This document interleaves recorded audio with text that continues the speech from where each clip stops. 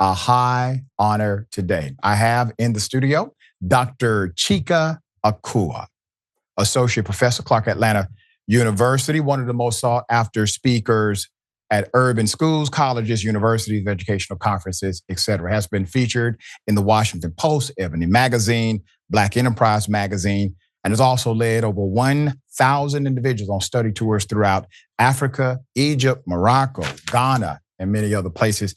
And he also happened to be my doctoral dissertation supervisor when I finished my doctoral studies at Clark Atlanta University. Doc, welcome to Indisputable. How are you, sir? I'm great. Great to be here with you.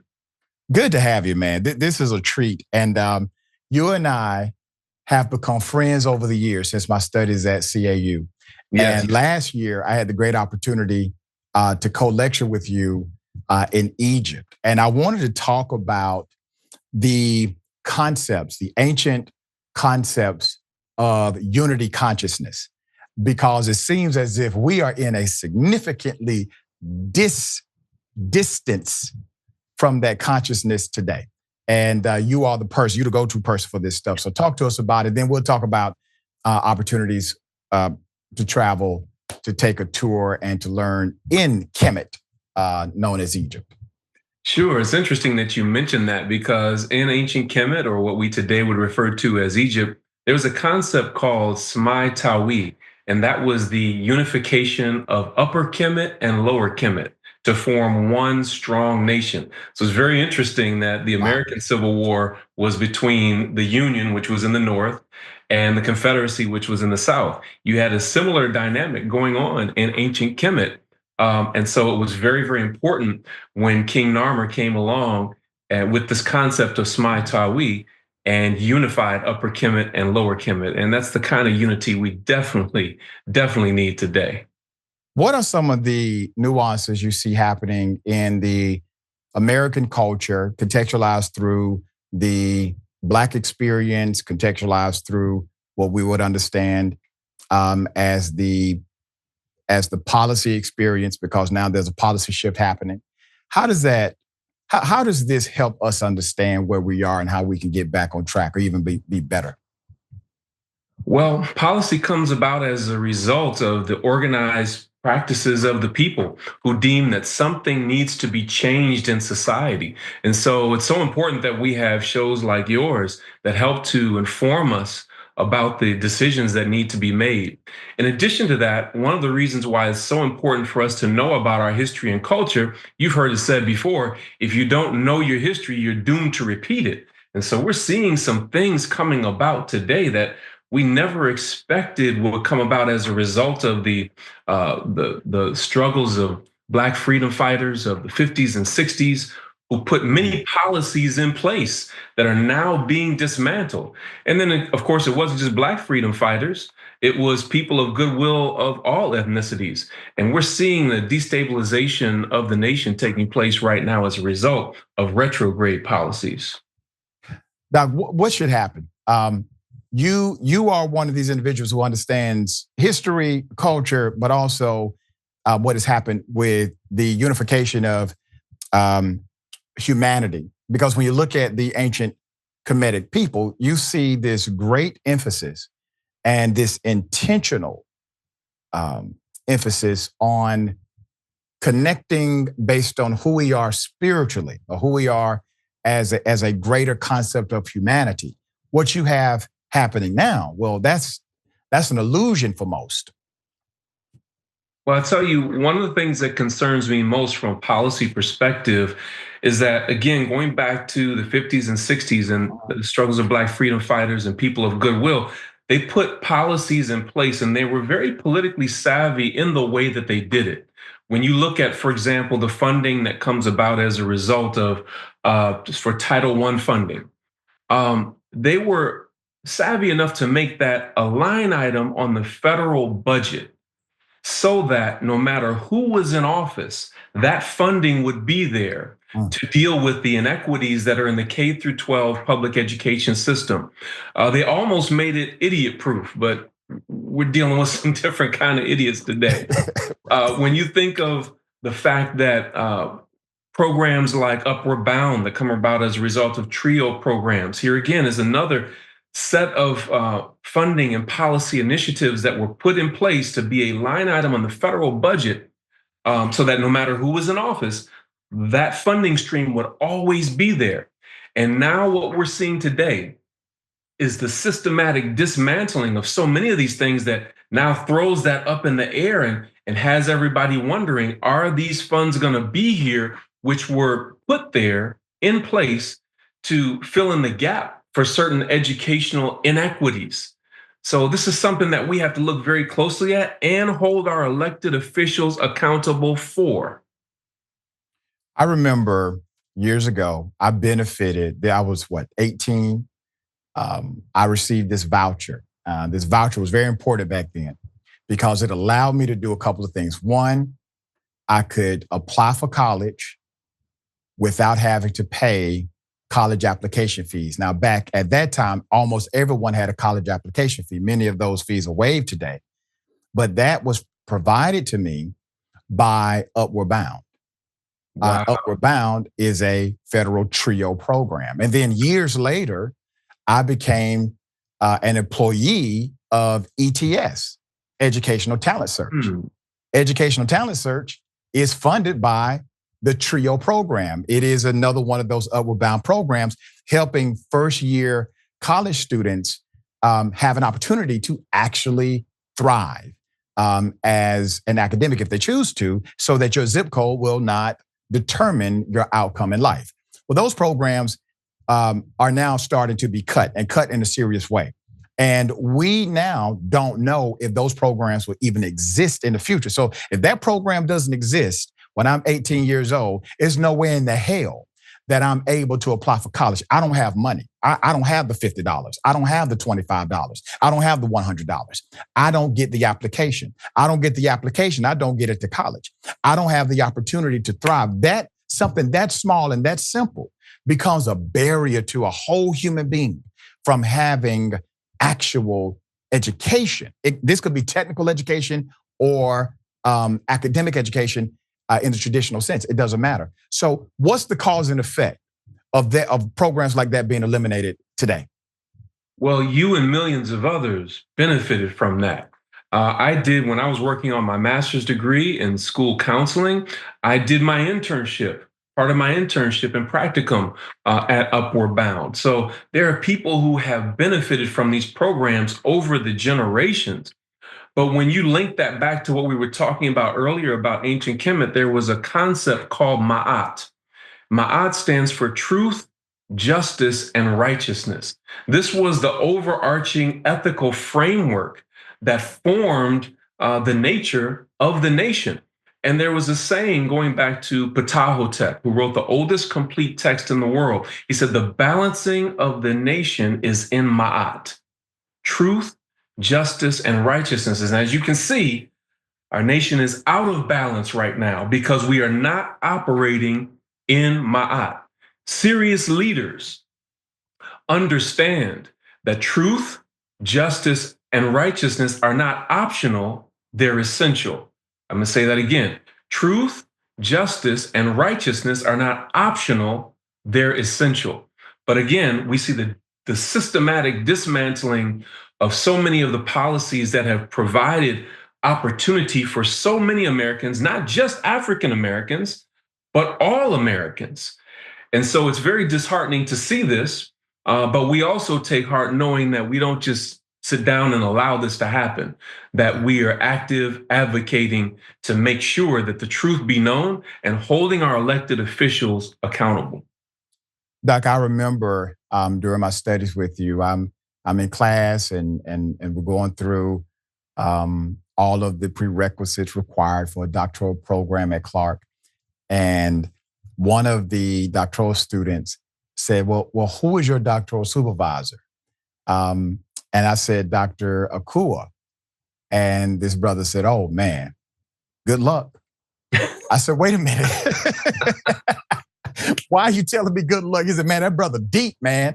Like you gotta be on it. And so I remember turning in my first draft. We're going through the abstract process and trying to understand how do we what are we going to focus on for our doctoral program? And I said something to me that I say to my doctoral students today. It's not about analyzing the ocean.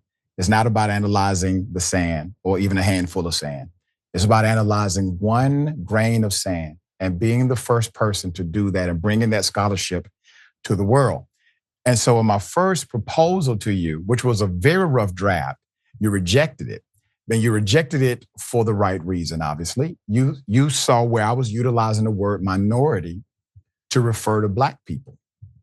And you gave this great lesson to me that I've carried everywhere I've been since. And I would like you to explain why, in research in particular, we should not contextualize Black people as minorities in our citing of the data.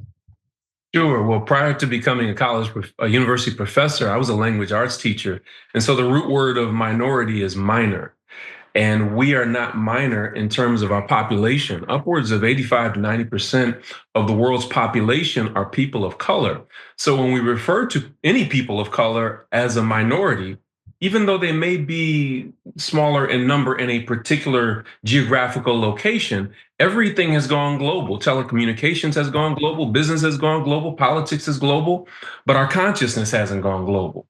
And so it would be inappropriate and unscientific to refer to any people of color as minorities. That's got to be the biggest psychological, spiritual, social, political power play in the history of planet Earth. So I always, you would be amazed at how many of my students I have to correct on that and remind them when I'm looking at their proposals or one of their papers, when they mention the term minority, I say, who are you referring to here? Mm-hmm. Because if you're referring to African Americans or other people of color, then this is inaccurate and unscientific. By the way, Dr. Richey, it is what I call these population politics, which I believe are undergirding and energizing a lot of the conservative backlash that we see today. It is known and understood in many of the conservative circles that white people, due to the browning of America, that white people are becoming more and more of a minority. And there's a heavy backlash against that. And so we have to be mindful of that as we see what's happening in our country playing out today.